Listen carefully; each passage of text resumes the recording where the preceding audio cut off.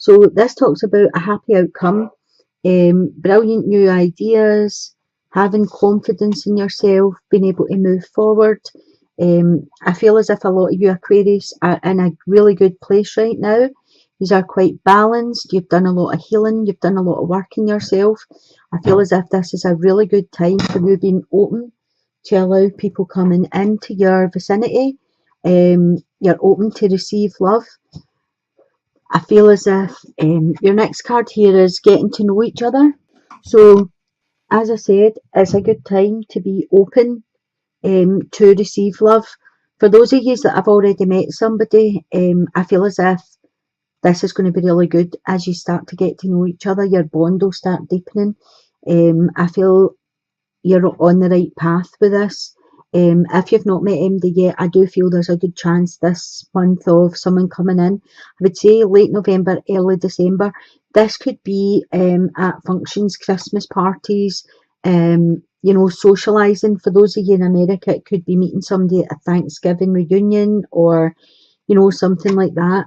You have the Wheel of Fortune, which talks about you moving forward in the cycle. So for those of you that have been single for a long time, I do feel there's an energy coming in for you. The next card you have is the Ace of Pentacles, which is a really great card. This is someone coming in that is totally attentive. They're earthy, they're nurturing, they would be really kind. And it's not just all about the sex. There would be a lot of after sex affection.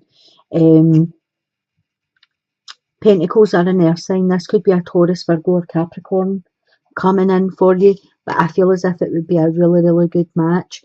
For those of you, I feel like some of you are wanting love to come in, but you aren't open for it. And for those of you that aren't open for it, I feel like these chances are going to be there for the taking, but you need to look for them. So if you are out socialising, don't wait for them to approach you. You approach somebody, have a chat, have a laugh, make it light-hearted, see how they take on your energy. I'll pull another card for you. Oh, Ace of Chalices. 2 aces, 2 new beginnings here, and a 10, which is an end of a cycle, which brings in a new beginning. So things are looking really up for you. The Sun card is your hopes and wishes being fulfilled. So the Ace of Chalices, again, a loving, kind, gentle relationship on the way in. This could be a water sign, Cancer, Scorpio or Pisces. Very much a relationship of attentiveness, petting, touchy-feely. Both of these cards, both of these aces are the nicer side of a sexual relationship. They're both very into the person that they're with. They are, they listen to what you're saying. They're kind, they're sensitive, they're emotional. And the Ace of Chalices, which is the Ace of Cups, is the most emotional card there really is. This is you crying tears of joy. This is, emotional bliss, basically. So for a lot of the Aquarius this month, going into next month, there is the potential for love coming into your life. You just have to be ready to receive it. And as I said, the Sun card is your hopes and wishes. And the Wheel of Fortune is your fortune moving forward. So it's all looking really, really positive for the Aquarius for this month. In the middle here, I have the wheel again. So you have the wheel here in the singles and it moves right over here. So this is a time of positive change. A situation is going to suddenly move forward for you. Fortune is going to be on your side. That is definitely someone coming in and they're worth waiting for. So this person, everything's happening in divine timing for Aquarius. I feel for some of you have waited a really long time for somebody to come in. You have the King of Pentacles here. So the King of Pentacles talks about a kind of one-sided love. So this could have been somebody that you're moving away from, or it could have been somebody that comes in, but I feel as if you'll spot their energy right away.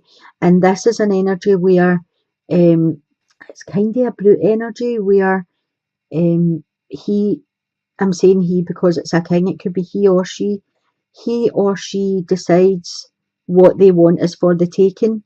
So just be wary of this energy coming in. You also have the Six of Swords, which talks about respecting each other, having mutual ideas, mutual interests, being into the same things. Yous are loving, yous are kind together. So be wary of this King of Pentacles coming in, because there is something better there for you. The Three of Pentacles. So the Three of Pentacles talks about holding on. Once you've found what you're looking for, holding on tight to it. I feel as if there will be a click for you. Somebody's going to walk into your life, you're just going to click with them. And then the cards are telling you, there might be differences in opinions, there might be differences in things you do, things you like, but underneath it all, when you strip it all away, this person is good for you. They're worth waiting for. For the couples, I've got the Three of Fire, which talks about things looking good, abundance. This is a time for you to make long-term plans. Have patience at this time. So this could be the one that you're with just now. This could be the one.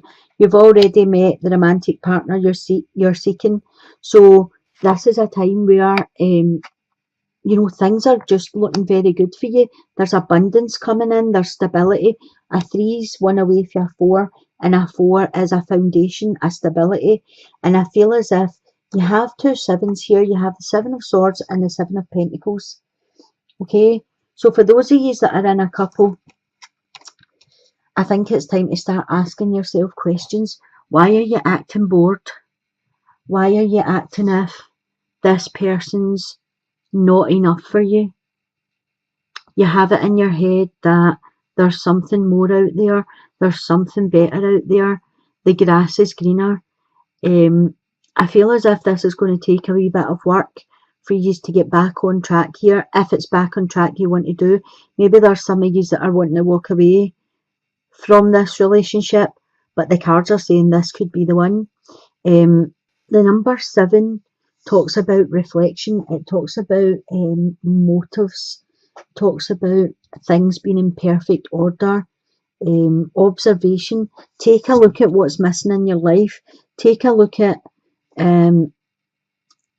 is it to do with this partner you're with that you're feeling a void? Because I feel someone is feeling a void in their life, but I'm not sure that it's to do with the person you're with. I think for some of you it's to do with your own life. This is about looking inside and seeing what's missing for you.